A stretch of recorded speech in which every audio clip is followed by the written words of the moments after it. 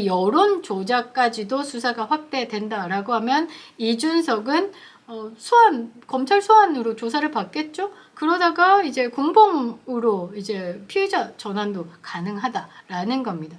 반갑습니다. 보수의 품격을 담은 정치 해석 김영은 TV입니다. 윤석열 대통령 공천 개입 의혹이다 라면서 뜨거운 감자로 또 떠오르고 있는데요.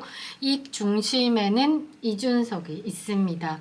다시 논란을 키우고 있는 상황이죠. 윤석열 대통령의 공천 개입이다 라고 하면서 실명을 거론하고 그러고 8가지 정도가 더 있다 라면서 폭로를 예고하고 그러나 지금 언론을 이용하지는 않겠다. 검찰 소환 조사에서 다 털겠다라고 이야기를 하지만 사실상 언론을 매우 잘 이용하고 있다라는 것이죠.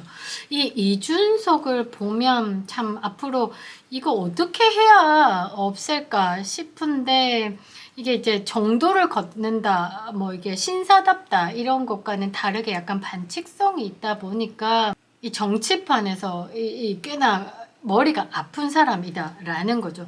그런데 최근에 또 뭐라고 얘기했냐면 윤석열 대통령이 지금 골 먹히기 직전 상황이다. 그거를 한 골만 먹히는 상황이 아니라 이후에도 여러 골을 먹힐 것 같다라면서 명태균 씨 측의 변호인 그 김소연 변호사에 대해서 또 애들로 공격을 했는데요. 이 상황에 대한 내용 한번 담아보도록 하겠습니다. 영상 시작 전에 구독과 좋아요 버튼 꼭 눌러주시고요. 끝까지 시청 부탁드리겠습니다. 조금 심각하다라고 좀 생각을 하는 부분, 그런 부분은 지금 현재 명태균 씨가 변호인 중에 김소연 변호사를 이제 그만뒀으면 좋겠다라고 요청을 했다라고 합니다. 사임해달라는 요청이 있었다. 그 이유에 대해서는 잘 모르겠는데 김소연 변호사 측에서는 추가 변호는 받지 않을 예정이다. 명태균 씨 측에서는 자신이 뉴스토마토에 제기한 민형사 소송에 대해서 맡아달라라고 얘기했지만 김소연 변호사는 이 부분에 대한 거절을 한 것으로 보입니다. 지금 현재 정치자금법 위반 혐의로 지금 창원지검에 이제 구속되어 있죠. 그 부분을 막고 싶다라는 거지 이 뉴스토마토에 대한 명예훼손 부분에 대해서는 맡기 싫다라고 해서 그냥 이 사건을 손을 띈다라는 겁니다.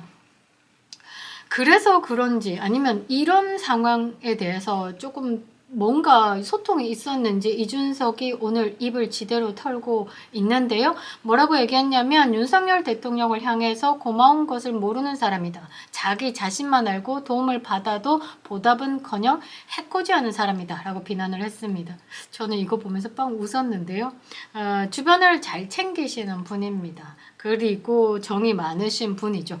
키우던 강아지 유기견을 두고 10번, 한 20번 가까이 수술을 시켜서 걷고 뛰게 만드신 분입니다. 그런데 이준석이라서 그냥 이제 냉랭하게 대한 것이 아닐까 싶기도 한데요. 트럼프도 마찬가지죠. 좀 문재인이라서 그렇게 문전박대를 하지 않았나 싶기도 합니다. 아무튼 뭐 이런 식으로 지금 방송에 나와서 윤석열 대통령에 대해서 그냥 해코지를 하고 있는데 이 발언은 어떻게 나왔냐면 그 18일 날 박장범 KBS 후보자에 대해서 인사청문회가 있었는데 이 과거에 윤석열 대통령 대담에서 김건희 여사가 받은 명품 가방에 대해서 파우치라고 표현한 부분에 대해서 이게 보온성 인사다 라면서 민주당이 억지를 부리고 있죠. 근데 그거 파우치입니다. 파우치. 그 디올 그 홈페이지에 들어가 보면 파우치라고 표시가 되어 있는 부분에 대해서 그냥 정확한 표현을 갖다 쓴 건데 민주당이 지금 어그로를 부리고 있는 거죠. 그러니까 이 전체적인 게 보온성이다라고 얘기하니까 이제 이준석이 나와가지고 자기는 다르게 생각한다. 보온 인사라고 생각하지 않는다. 왜냐하면 이준석이 볼 때 윤석열 대통령 고마운 것은 모르는 사람이다.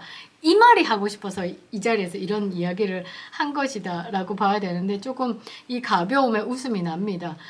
앞서 말씀드린 골 먹히기 직전의 상황이다라는 건 그 명태균 씨 측의 변호를 맡고 있었던 이제 김소연에 대한 이야기를 하는 겁니다. 김소연 변호사가 지금 이제 윤석열 대통령의 공천 개입, 그러니까 5월 9일 날 명태균 씨와 10시, 오전 10시에 통한 게 공천 개입이 아니라 그것은 그날 밤 12시 20분에 이준석이 먼저 이제 명태균에게 도발을 한 부분에 대해서 유도성 문자를 보낸 것, 그것이다. 그래서 이준석은 악의 축이다. 라고 했던 그 발언에 대해서 반박하고자, 지금, 그래서 이제 김소연이 그런 말 한 것 때문에 내가 전반적인 상황을 이야기해야 되기 때문에 8가지의 뭐 이상의 공천 개입 사건들에 대해서 이야기할 수밖에 없다. 그래서 지금 골 하나만 먹히는 게 아니라 막 여러 군데서 골을 먹힐 것이다. 라면서 이제 이준석이 이것저것 그냥 입을 털어대겠다라고 이야기를 한 것이죠.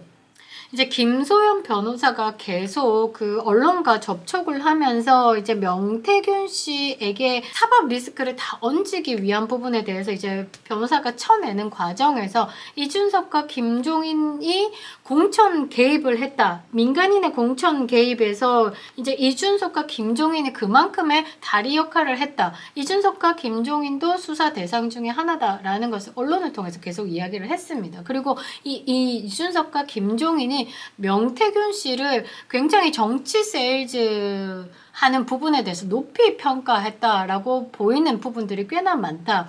그리고 이준석과 김종인이 명태균 씨와 친해지고 나니까 그 뒤로 이준석이 당대표가 되고 술술술 풀리는 일들이 많았다. 그러니까 이 명태균 씨의 정치 세일즈의 기술을 꽤나 많이 이용했던 사람들이 이준석과 김종인이다라고 폭로를 이어가는 상황이었죠.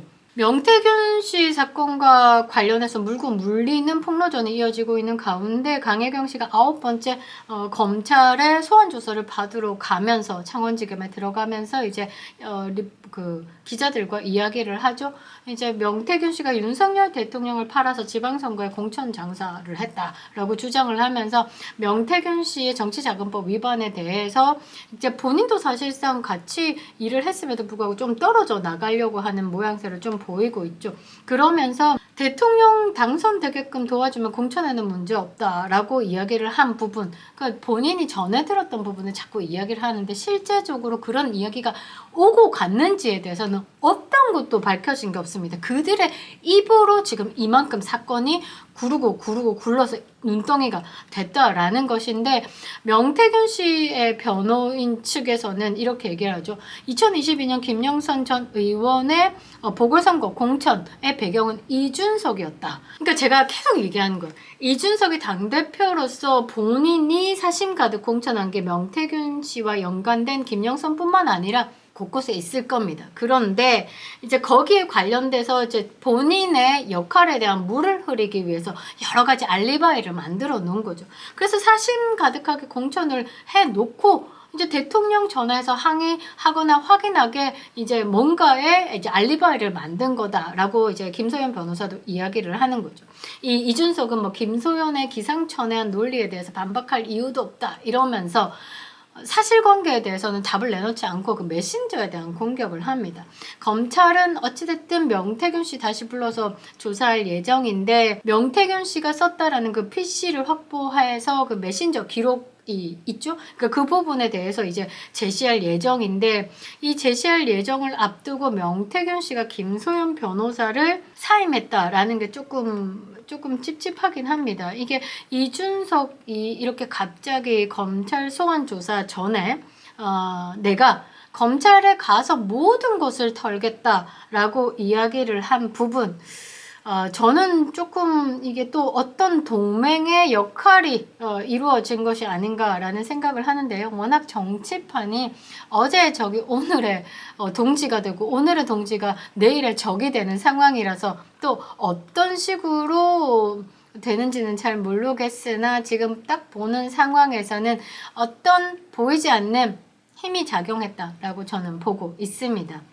그리고 김소연 변호사가 이준석이 국민의힘 당대표 시절에 사심을 가득 채워 공천한 부분, 그리고 친분이 있는 사람들을 공천하려고 전략공천의 여론조사 명분까지 만들어서 진행했고, 그거를 대통령께서 경선해야 하지 않냐라고 말을 하니까 이게 명태균 씨에게 일러 바친 것이다 라고 주장한 이 부분에 굉장히 설득력이 있죠. 저는 이준석이 당대표 시절에 사심 가득 공천을 가득 채웠다 정도가 이제 맞다라고 보고, 그때 현실적인 상황으로 봤을 때 여러 가지 해석이 맞아 떨어지기도 합니다. 그리고 김소연 변호사가 아주 핵심을 찔렀는데요. 이준석이 남의 공천엔 관심이 없는데 명태균 씨와 관련된 그 김영선 의원에게 전략 공천에 대해서 유독 관심이 있었던 부분은 이준석 본인에게 이득이 되는 거니까 그렇게 행동한 것이다 라는 겁니다. 이게 가장 핵심이다 라는 거죠. 이준석이 본인에게 이득이 된다. 그게 뭘까? 이준석 그 전에 당대표가 되는 그 상황에서 명태균 씨의 역할이 꽤나 컸다. 그 부분에 대한 보온으로 김영선의 공천이 이루어지지 않았을까라고 이야기를 하는 부분이죠.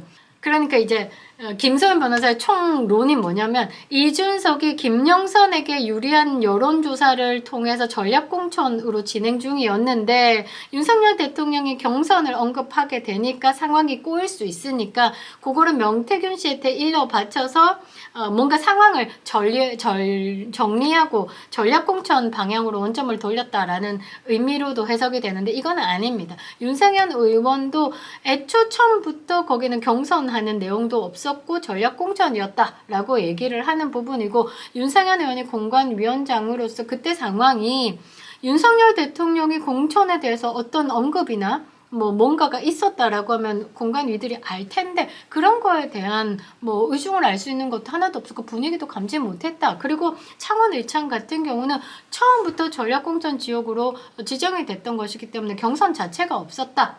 그러니까 이준석이 거짓말을 한 것이다. 명태균을 상대로 뭔가 알리바이를 만들기 위해서.